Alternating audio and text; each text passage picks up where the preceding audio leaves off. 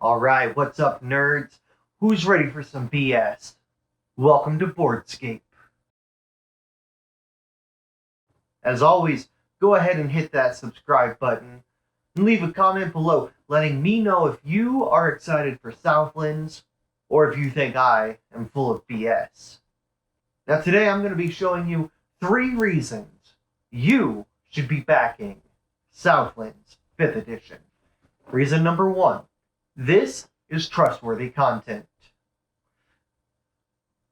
Kobold Press is a company that has consistently put out 5th edition content for years on end. They know what they are doing. There's no doubt in my mind that Kobold Press is second only to the Wizards of the Coast when it comes to 5th edition content. They've created entire settings such as Midgard, the Germanic, Slavic, mythological, dark fantasy setting. They've created the Tome of Beasts 1 and 2 that are just chock full of amazing, wonderful monsters for you to just pluck out and put into your campaign. And in fact, you want to know why Wizards of the Coast is not focused at all on creating more monster manual type content since they released Volo's guide? It's because companies like this are doing it for them. Tome of Beasts 1 and 2 are basically monster manuals 2 and 3. Kobold Press also has adventures such as the Empire of the Ghoul and even the upcoming Scarlet Citadel, which I am extremely excited to check out. And above all, Kobold Press has even supplemental products such as Deep Magic, with over 700 spells, a ton of magic items. It's an amazing product that any DM can just pick and choose what they need and use in their campaign. Kobold Press knows what they are doing. They are experts in their field, and I would trust nobody besides Wizards when it comes to 5th edition content. If you're a fan of Kobold Press, go ahead and hit the like button. Besides being by Kobold Press, this is also a proven product already. You see, Southlands was initially released in 2015. That's right, 5 years ago this setting came out. What we have now on Kickstarter is actually a revamped, upgraded, and improved version of what they released 5 years ago. This is the product that they should have released initially and didn't. See, now they have better art, they have more content, it's more cohesive, just all around better world building to Southlands. So number 1, this is a proven product, both by the publisher and the setting itself. Number 2, the setting. Southlands is a mixture of both Arabian Nights and Egyptian mythology. Think Jinn and deserts, grasslands and pyramids and cats, camels and gypsies. Think giant cities on these major rivers that are hub points for all the tiny towns throughout the area. And no matter where you go, no matter what you do, it is always extremely hot. This is the perfect mix of Middle Eastern mythology and Egyptian mythology. Think King Tut meets Sinbad. That is a combination I am excited to check out. We have had setting after setting in both dark fantasy and typical Middle Earth type fantasy. It's just a nice refresher to have a setting based in the desert on Egyptian mythology. We as a community have been clamoring to Wizards for different settings. And they've given us a few. They've given us Wildmount. They've given us Everon. They've given us various Magic the Gathering planes that we can do campaigns on. Not that I actually know anybody who has, but if you have, let me know which ones you've used and if you've actually enjoyed them. But we've also been looking for things such as Planescape and Dark Sun, these settings that are classic and we can't wait to dive back into, but don't really look like they're on the horizon yet. This Southlands is a great place to go while we wait for those settings. The truth of the matter is, settings are a dime a dozen today. You get on DM's Guild, and there's 100,000 of them.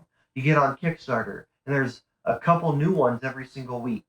But for me, this is a setting that actually stands out in what it is trying to do. Number 3, content. Kobold Press has gone above and beyond when it comes to how you want to consume your content. Do you want to consume your content in PDF? You got it. Do you want hardback editions? You got it. Do you want handcrafted leather-bound editions? You got it. Do you want virtual tabletop editions for Roll20 and Fantasy Grounds? You got it. Kobold Press is knocking it out of the park with the different editions and the various ways that you can consume the content that they have created. They know that this is not something that people just sit around a table and do anymore. That we have implemented iPads for PDFs. That we have implemented things with Fantasy Grounds and Roll20 where we are all over the world but still gathering together to go on these adventures. And they have given us the ability to pay what we need to be able to access those. Now in this campaign, there are 4 main books.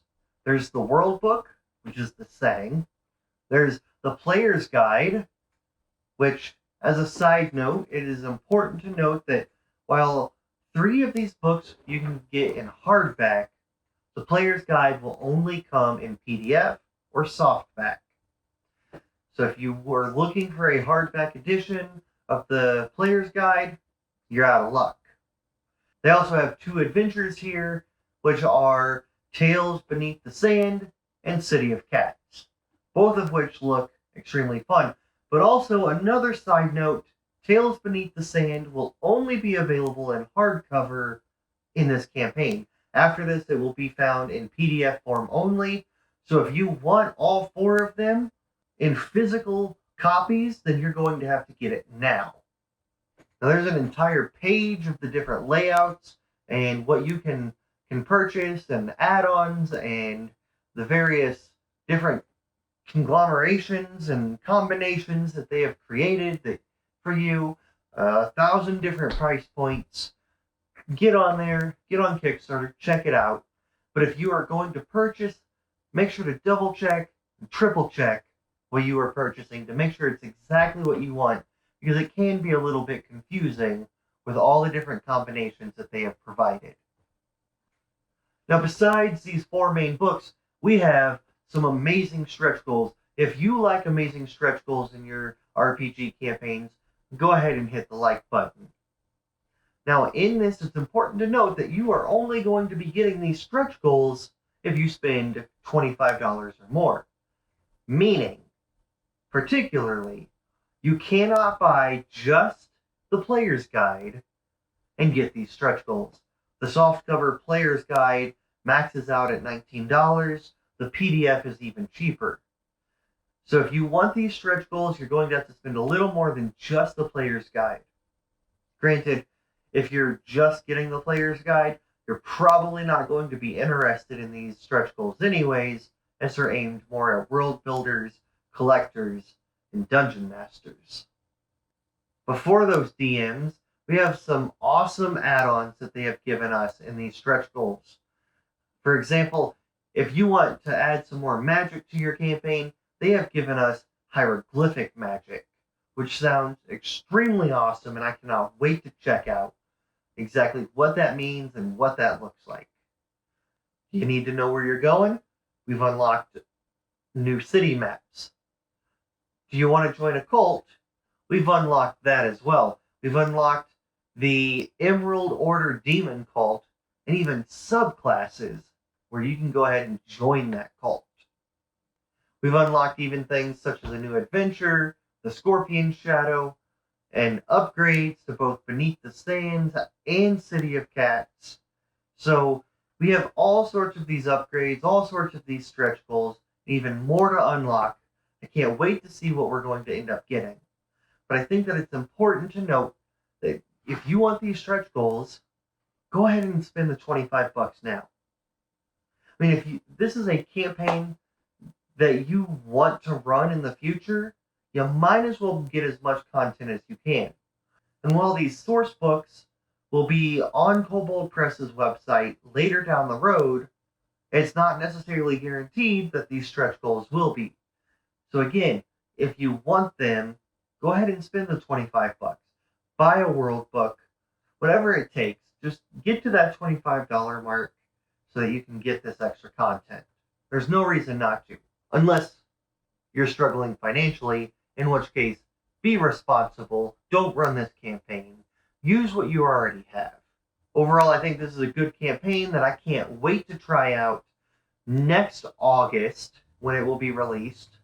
And I'm hoping that by then, either COVID is under control and I have found a new group, given that half of my group has moved away over the last few months, or if not, then there's always Roll20. Now, between now and next August, you need to get out there and game on.